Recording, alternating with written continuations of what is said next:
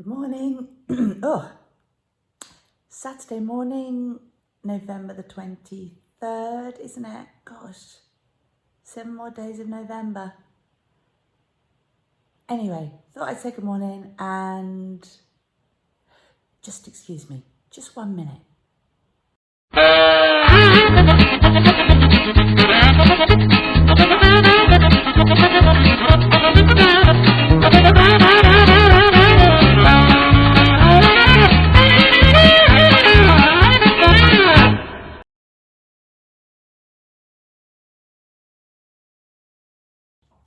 Bonjour mes amis, j'espère que tout va bien chez vous.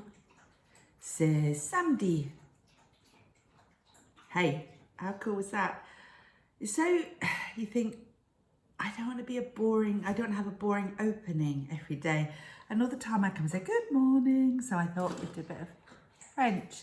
And I know there is at least one French speaker out there. You know who you are up in Quebec. Anyway, good morning. Thank you for tolerating or indulging me in that. And now Honey's gone to drink her water again.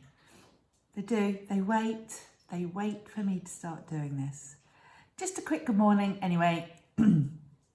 I have had a quick little tidy up of the kitchen because, as you know from yesterday, it wasn't good. I'll be doing a little bit more through the day, but I have things to do today to catch up on having been out for the last 3 days. First and foremost, I have to do a piano practice. Must. So as soon as I finish doing this little segment, I should be making a cup of tea to take up to Hannah. She's still asleep. And then I'm going to do a piano practice. Then I am going to, what am I going to do?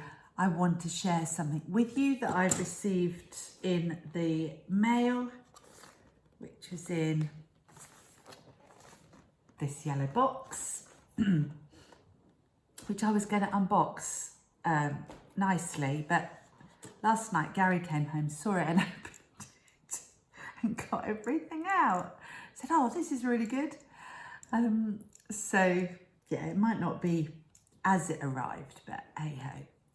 And I'm going to talk a little bit about books at the end, as I talked about yesterday. This afternoon will be a bit of a book talk. I've just been watching my lovely friend Jules, So Sweet Violet. She's got a new podcast up, so I'm going to sit and hopefully do a bit of knitting and watch that. Then just general, Saturday morning, pottering around. And I can't think of anything more exciting to say. Oh, I tell you what I should add. With regards to the fire at the hotel yesterday, no one was seriously hurt. I should have said that then, actually, so I apologise. Apparently, and again, see, Hannah's got the inside track, the evacuation was very, very good and very speedy.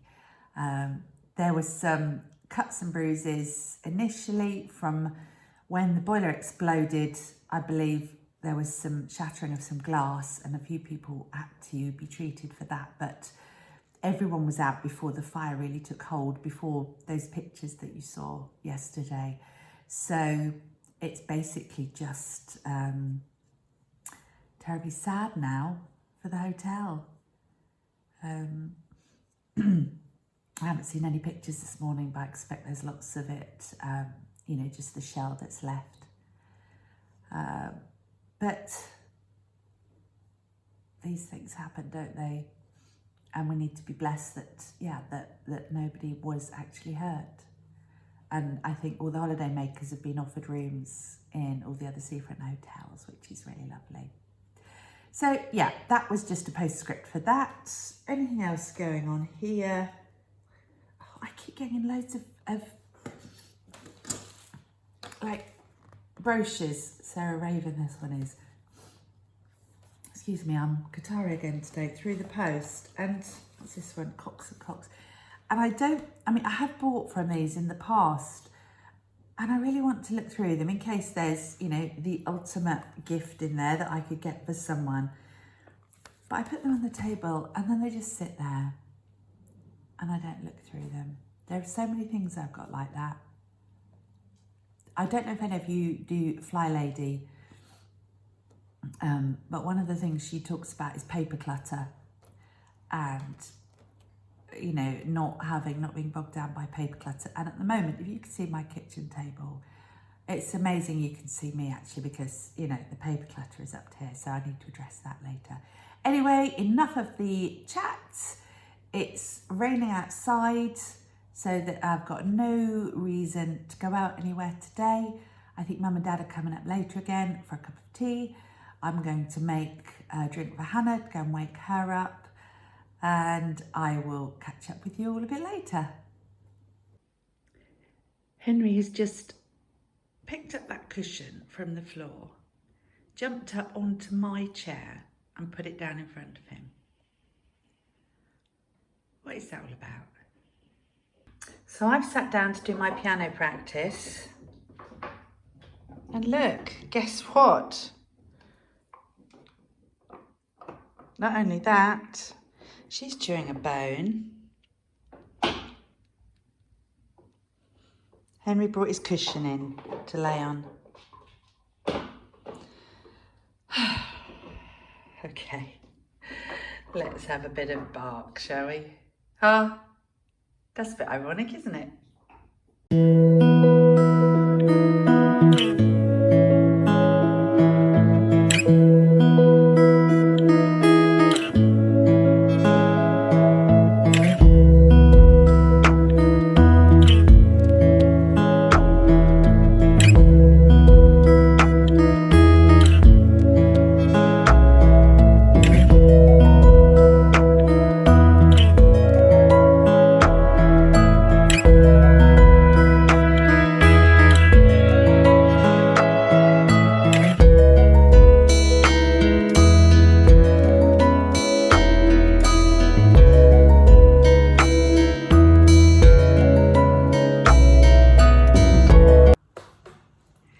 So, as promised, I'm going to share with you the secret of the yellow box. Actually, can you see the shape? This will be the clue of that. Maybe? This is from the Woodland Trust. So,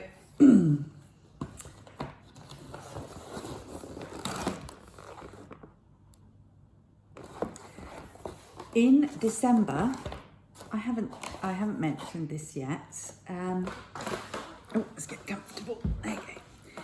In December, Hannah and I are going on a trip. It's quite a long trip. It involves an aeroplane.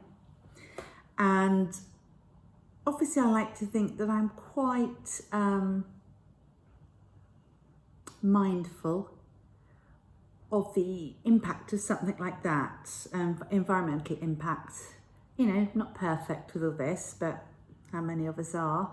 Do try and do things in my own small way. And so I wanted to think of something to go some way to offsetting our carbon footprint. And when you book airline tickets, certainly in the UK, you get an option to add on an amount of money to offset your carbon footprint. And that goes to, so they say, various different places to plant a tree somewhere or to, there's a whole variety of things. I was really quite surprised actually at the number of things that it said, but Gary's always quite sceptical about things like that. And he says, you know, you don't know how much of it goes to where you want it to go. You don't know, you know, if you go on and work out and calculate the cost of this particular flight we're doing in terms of tons of carbon dioxide emissions, you get different answers. And so, you know, for a start, you don't really know which one to look at and so on. Anyway, so we didn't do it at the time. And then I said, well, we decided that I would find a way and do it independently of, you know, the airlines or whoever. And when Irina and Penny and I were at the High Weald Christmas Fair, the Winter Fair, a couple of weeks ago, which you saw in the vlog, there was a stand there for the Woodland Trust. And it suddenly occurred to me, what better way to offset my carbon footprint for this particular journey than contributing towards the work of the Woodland Trust, which is a UK-based charity. I can tell you a bit more about it, but I should have looked at that beforehand. Anyway, I spoke to the chap on the stand and I asked him roughly how much does it cost for them to plant a tree, and you know, what's the usual practice about donating and contributing. Well, he said that broadly speaking, it costs them about £3 to pay someone or to get someone out there and plant an oak tree. That's kind of the rough figure they go by.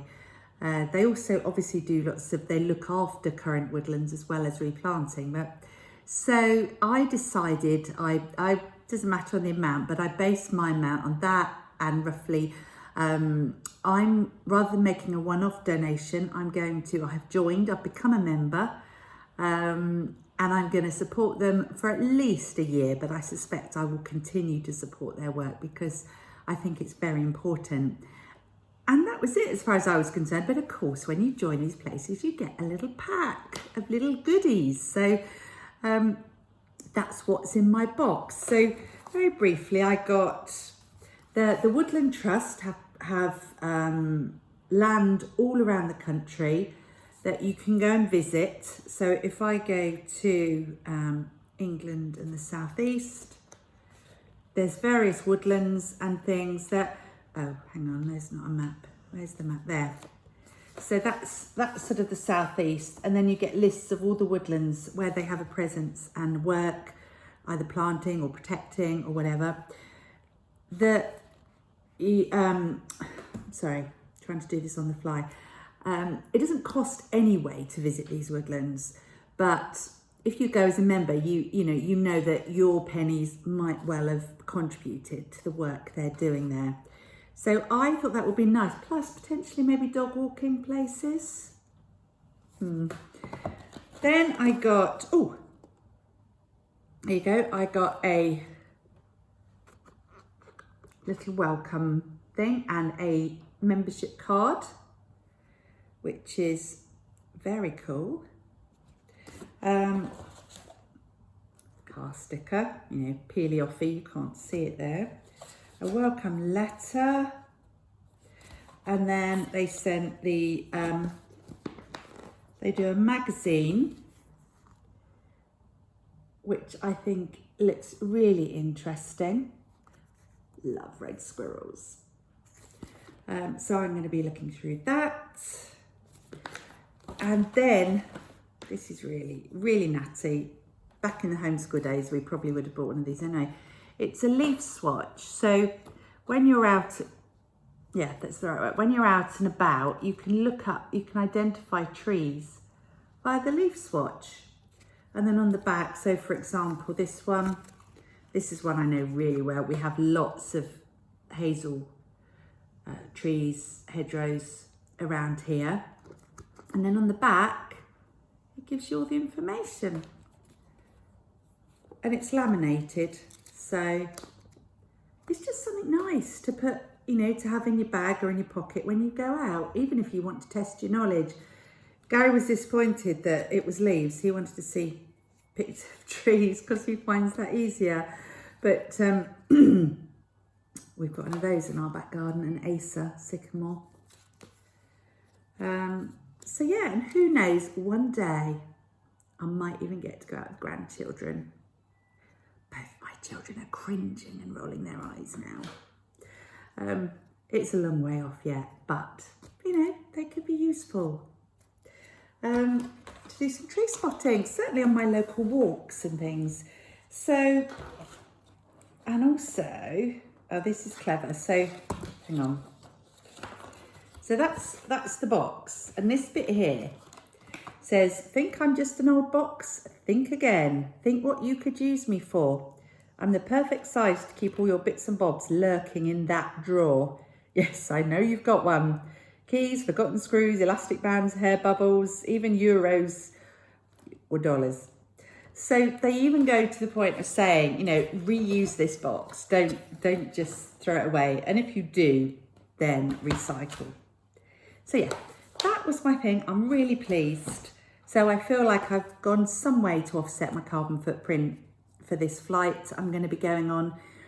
And I also get some little goodies as well.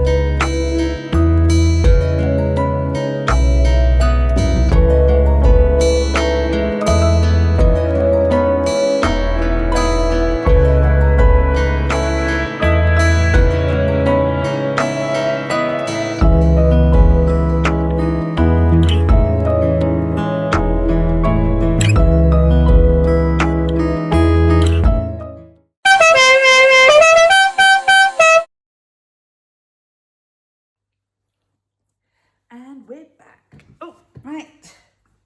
Got my water. Time for some more book chat, which I'm so pleased about. How many of you said you enjoyed the last book chat? And the discussion that I had about my favourite British classics. And some of you have said you're going to go away and read some of them. So I'm really pleased. Anyone interested in a Christmas Carol read along in December, then put your hand up. We could do that. I really don't know what I'm going to do about vlogging in December. I can't see that I'm going to do every day, but I could kind of, if people wanted to do like a Christmas read along or something like that anyway, I was thinking of doing a once a week vlog, so like a pod vlog.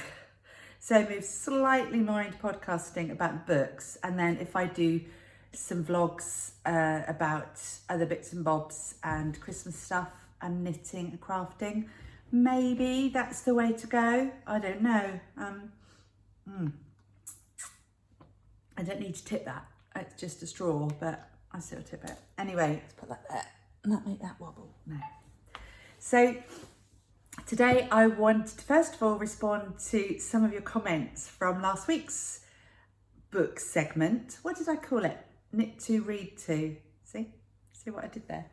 So, okay, my little notebook here. First of all, Kay, you said, have I read any P.G. Wodehouse? Yes, I have.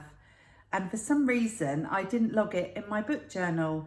I know I've read one, and I think I read the very first one because I was trying out the author and I just wanted to read it because obviously P.G. Wodehouse is very well known, particularly in this country, but the Jeeves series, I need to look up what I read, but yeah, I know I enjoyed it. So perhaps I need to put another one of those on my list. The handle is Test Knitter. I'm sorry, I didn't manage to look up your name. TK, let's call you TK. You mentioned Nancy Mitford, of course, 20th century author, famous more for her family as well as much as for her writing. The Mitford sisters, I believe, and I'm digging deep here, were part of the Chatsworth family, possibly. Anyway, there is one of them still alive. Was she the Duchess of Devonshire? I need to look that up. Anyway, enough of that. Love in a Cold Climate is quite possibly the most famous Nancy Mitford novel. Funnily enough, I deliberately didn't read it because I have this memory. It was televised in the 70s. I'm sure it was. And I think my parents watched it. And I think I watched it. Can't remember a thing about it, but because it was televised, I thought, when I thought about the Mitfords, I thought, I'll read something else. So I read one of her novels called Don't Tell Alfred, which is, I should have pulled it off my bookshelf, it's upstairs, which I believe I enjoyed. Again, I didn't log it in my journal, and this is why I really like keeping my book journal, my book log up to date, because then I can look back. But yeah, nice writing though. I'm not a great fan of 1920s or early 20th century literature. I don't really like it. There are one or two notable exceptions. Evelyn Waugh is one of them. Brideshead Revisited. Haven't ever read The Great Gatsby, and I have no inclination to read it either. And many of the books like that, again, Virginia Woolf, things like that, just doesn't do it for me. But I did enjoy Don't Tell Alfred. Gina suggested Margaret Atwood. I know all her books might not be dystopian, but I did some work with my niece when she was doing English literature at university, and she was studying Gothic genre. I think that was her dissertation. Anyway, it was Dracula and another one that I've read and I've forgotten. And then, is it Oryx and Crake, Margaret Atwood? Pretty sure that was it. And it kind of put me off Margaret Atwood. Anyway, and I know they're a bit dark and a bit dystopian, and I'm not super keen on those. I'm just going to pause now because I can hear footsteps. Is that you, Han? Okay, we're back. Hannah's gone. Bye, Han. What was I saying? Oh, Margaret Atwood. Yes, let's move on. It was Oryx and Crake. And although I like Aldous Huxley, love Brave New World, but the whole dystopian thing just isn't up my street. Jackie06 mentioned Ivanhoe. That is one I have not read, which also makes me think of The Count of Monte Cristo, which I also haven't read, which I should do. And then Lynn suggested Barbara Pym as a kind of, she called her modern day Jane Austen. So Lynn, I have taken I knew the author, I'd seen the books and picked them up. I've taken your advice and I picked up that one. So appeals to me, the back of it. So I shall read that and I'll let you know what I think. So thanks for that and all the other suggestions. I am going to build a new book list, but I'll speak about that in just a sec. And finally, I abandoned Vanity Fair. I was about 50-60% of the way through, according to my Kindle, because I was reading it on Kindle, if you remember. And, you know, there weren't any redeeming characters for me. And I know a few of you have said as well that you didn't like it. The protagonist, Becky Sharp, no, didn't like her. So yeah, I decided life's too short to waste on any more of that. So I moved on to a series that I've been meaning to read and kind of feel I ought to read and I have never read, and that is The Chronicles of Narnia. No, it's a British author and we're talking about foreign authors, but so I bought The Magician's Nephew. I'm already halfway through it. I'm enjoying it. Obviously it's children's literature, but we also know that C.S. Lewis, you can go quite a lot deeper into him. So yeah, I'm going to read that one. Quite possibly go straight on to Lion, the Witch and the Wardrobe. I don't know, I might dip out and into the series as we go along. So that's my current read. So onwards. Now, okay. So what was I going to talk about? I looked through I've got a few hard copies to share with you and a few from my Kindle that I wrote down here. So first of all, we'll head to Brazil. Paulo Coelho, who wrote The Alchemist. There have been several other books called The Alchemist, so be careful if you're looking at this, but I can highly recommend it. I love books with sort of morals, ethical challenges and things that basically are very uplifting and positive. And I found The Alchemist to be all of that. Absolutely loved it. Not a terrifically long novel. It is very jam-packed full of moral questions and dilemmas, but it's a great read. So Paulo Coelho, Coelho, brilliant but Brazilian author. I did read Don Quixote by Miguel de Cervantes. I kind of enjoyed it. I read it to the end, so in my book log I put, so I must have enjoyed it. Very silly, but there were some really nice bits in it, so I did enjoy that. Again, another really thick book. The one that was the unusual one that I found again on a literary recommendation website was a book called My Brilliant Career by Miles Franklin. And actually her name, excuse me, I think I put her under M because Miles Franklin, I think, is her double-barreled surname. Where would I put it? Would I put it under F or M? There we go. Stella Maria Sarah Miles Franklin. She's Australian. And My Brilliant Career, I would highly recommend. My review in here is, couldn't put this down. Very likeable characters. I gave it 5 stars. I talked a bit about the plot, which I won't spoil for you, but I really, really recommend that one. Really liked it. Again, I purchased it on Kindle, but I'm sure you could track it down. But yeah, really liked that one. Then we can go on to Henry James, Portrait of a Lady.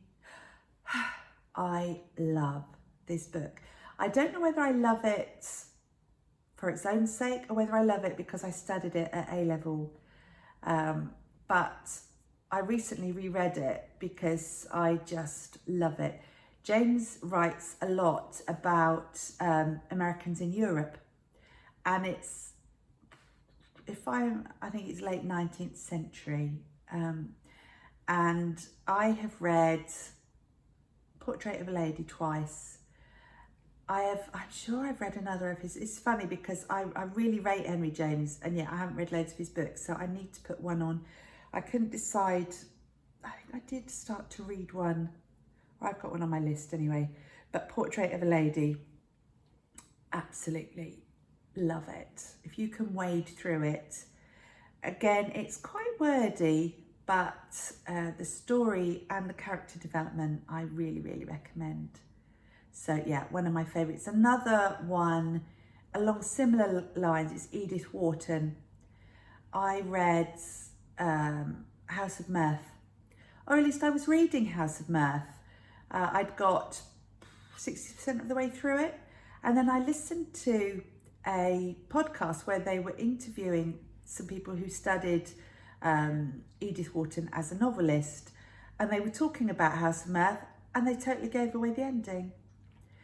And I was a little bit devastated because I really just couldn't read it after that. So that was really sad, but I enjoyed it. I think similar kind of ilk to Henry James in that respect, people watching in that kind of period of time. Then we get on to Mark Twain, which I have to be careful about because I read The Adventures of Huckleberry Finn. Didn't enjoy it. I'm so sorry if anyone's out there in America. I really didn't enjoy it at all, and that's all I'm going to say about that. But what I did absolutely love,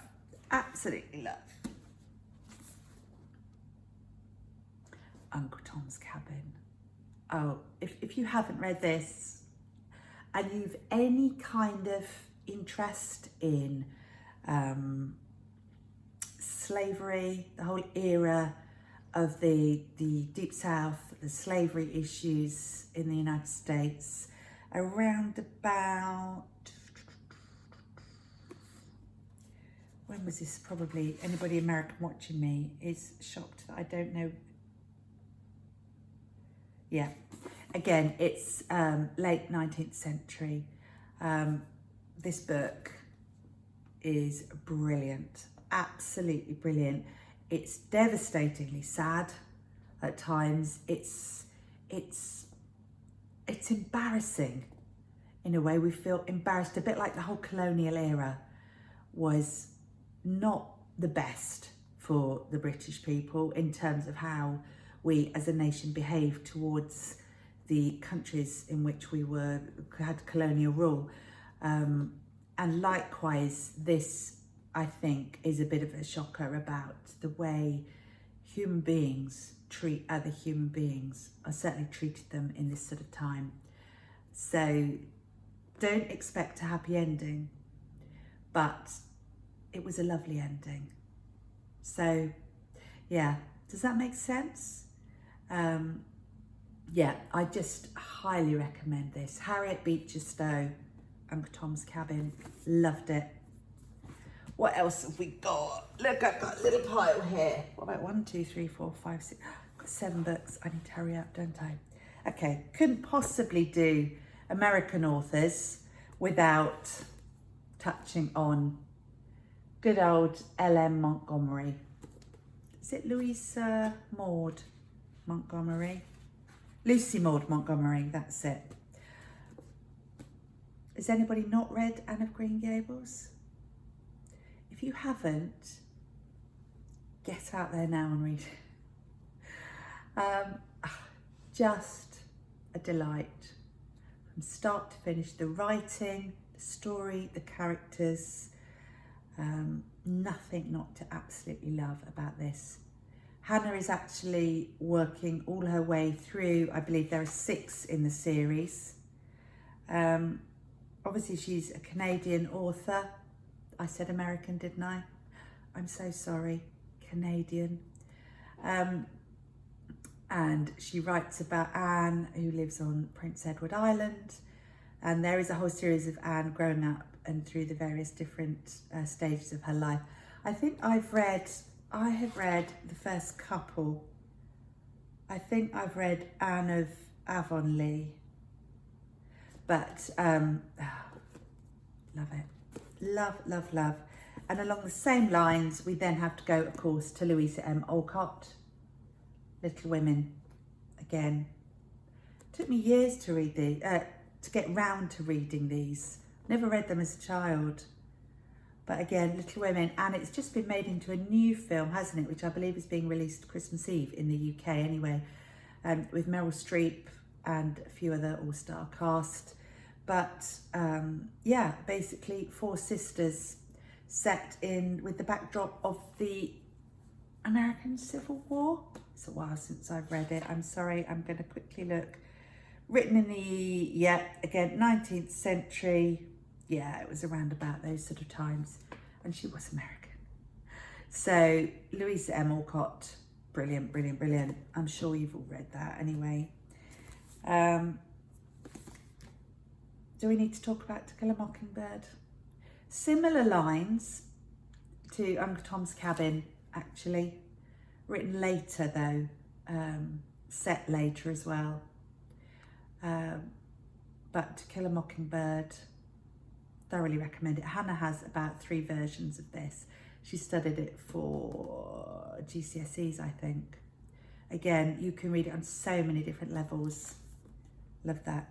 Recently, they published another book, a lost manuscript by Harper Lee, which I think might have been the sequel. I'm not sure, but I haven't read it, so I don't know. Okay, away from America and Canada now, I would like to recommend this one, Elizabeth von Arnim, The Enchanted April. This is, it's a lovely book. Now let's have a look. Elizabeth von Arnim is Australian. She did spend a lot of her time in England, but she is Australian by birth. This is a lovely story, very gentle. It's about a relationship between three strangers, three ladies of the, I have to keep looking, it was published in 1922. So again, it's that era that I'm not that fond of, but I really enjoyed this.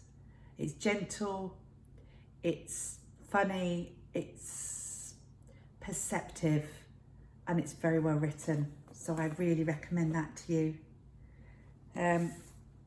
Let's go across to France. Alain Fournier, who wrote Le Grand Monde, or The Lost Estate if you buy it in English. I read it in English. I'm going to read it in French. There's 2 books in here. So, oh, doorbell, excuse me. Sorry about that. Amazon delivery for my son, who actually obviously doesn't live here anymore. What was I talking about? Yes, Alain Fournier, Le Grand Monde.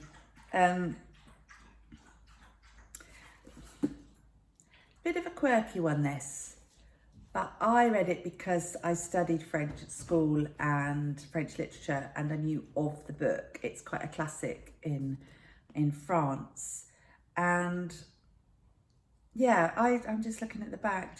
I just really enjoyed it. So if you want to dip into something a little bit different, try Le Grand Monde.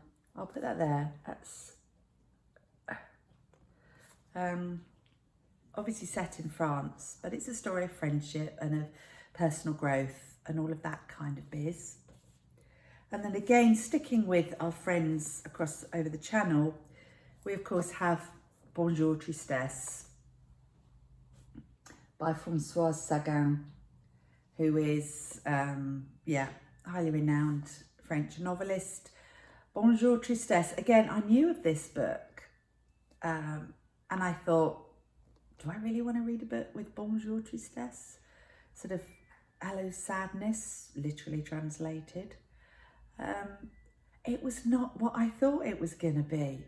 It was totally different and much more readable than I thought it was going to be. Again, very a perceptive human reactions and responses and behaviour, and it's kind of a bit tragic, but the story itself is, I found, really quite gripping. Again, it's quite a short book, and Sagan published this when she was 18, and the story is written from the point of view of a young woman of around that age, I believe. And the back, it says, it tells the story of Cécile, who leads a carefree life with her widowed father and his young mistresses, until one hot summer on the Riviera he decides to remarry, with devastating consequences. It's great. Do try this and let me know what you think. It's, if you like, people's behaviour, again, it's more modern, people's behaviour and their innermost kind of, maybe the slightly more dark, selfish side, but without being totally bleak, then give that a go. I really recommend that. I've got it here, it's an English one. I'll do an English one when we come back to English ones, and it's slightly more modern. So that's that. I can't see how long I've gone on for, because I've done it in 3 segments. But hopefully there's some more food for thought there. Keep coming with the suggestions, and obviously we can do some more. I have some much more contemporary books I'd love to chat about that are slightly quirky, slightly not mainstream, and we've still got at least another week of my vlogging. So, but as I say, if we want to carry on with book chat after that, maybe there'll be an opportunity to. Just finally, Anne mentioned on the messages, how do I use my book logs or my book journals? So, where are they? There. I'll show you, and it'll be a good reminder to me too, because as you saw, some of them I haven't actually filled in. So both of these are both specific book journals. You can get, obviously, if you shop on Amazon, they've got a variety of different ones on Amazon. These are Moleskine because I just like the quality of the book and how they're set out. So you have, this is hardback. Okay, ignore what this says. So you've got your index down there, a bit like an address book. I write under author's surname. I file it or log it under author's surname because then that's obviously easier to find. I did do one where I think I put Huckleberry Finn. Yeah, The Adventures of Huckleberry Finn, I put under H. But then I went back and put it under T again for Mark Twain. So, but yeah, so then you've got on here, you see, so you've got, I put the name of the book there and the author.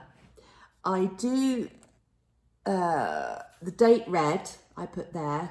If I'm feeling diligent, I put nationality and the year published, and I put the publisher, simply because I like looking back at these things. Then you've got this whole section for notes, and then here, opinion.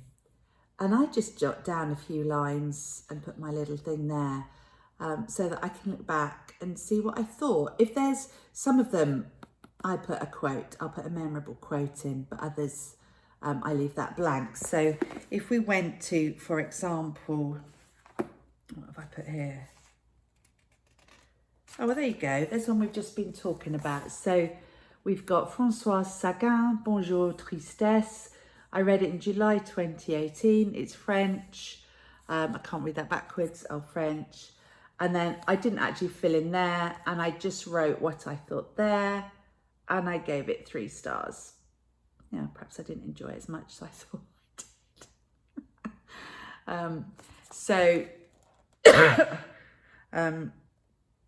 Next to it is Dr. Jekyll and Mr. Hyde, which I didn't like. Where's one? It's a good one to write. There you go. Okay, so there we've got Uncle Tom's Cabin, the author, the year, when I read it, and then I did write quite a lot about it there. So, and it is good when I look up, yeah, and the one next to that, I've put that I gave up at page 324 of this other book I haven't talked about. So, you know, I can look back, and I like to think in years to come that again, like doing this, I can look back because I forget. Even the ones that, you know, I've talked about today that I haven't put in there sometimes. If I hadn't been doing this, I would have forgotten. So I really do, you know, even if you just have a normal notebook and jot down in a normal notebook. In the back, you've got space for other stuff. So I wrote, when I did this, I wrote down lists of the books I wanted to read. So that's in there. This isn't my original 100. That's a year of 50 I did a couple of years ago. I can tick off a lot of those actually. And then, yeah, you've got, I mean, you can put things like, with the Moleskine, it gives you, you can personalize these tabs to how you want. So I put ebooks for my Kindle there, but as you can see, I'm not so into it that I have to keep it totally the whole book. This is the latest one, so this is the new one because I'd run out of some of the letters I'd used a lot. So things like A's and B's, so Austen and Bronte and all of that. So I actually got a new one for Christmas last year, and this one, this is great because this has all sorts of, it actually has lists of authors in there as well, which is really, really useful. Oh, and it's got, look, a place at the front, reading wish list. So that's where you could write your list for the next year if you're going to work through a list. Planning. Planning. I thought there was actually more in there than that. I think there might be at the back. Hang in there. Bear with. Oh no, no. But this is thicker, so it does have more. It does have more pages in it, and the pages are set out, you know, in exactly the same way. So that's how I do it. So each time I finish the book, before I put it on the bookcase, I just write in there and write about it. So, who fancies making a list for next year? I'm going to, for sure, because I need that focus. I need that kind of intention. It needs to be intentional reading. I always dip in and out of other books. I have lots of non-fiction books that I dip in and out of all the time. But for actual sort of novels, as I would call them, then I like to have a list because, you know, it's good to extend yourself, isn't it? And it's good to have that kind of plan.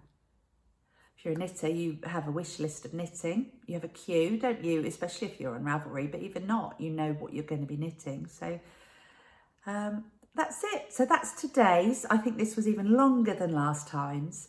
So I hope you enjoyed it. I hope I've given you a few ideas for reading.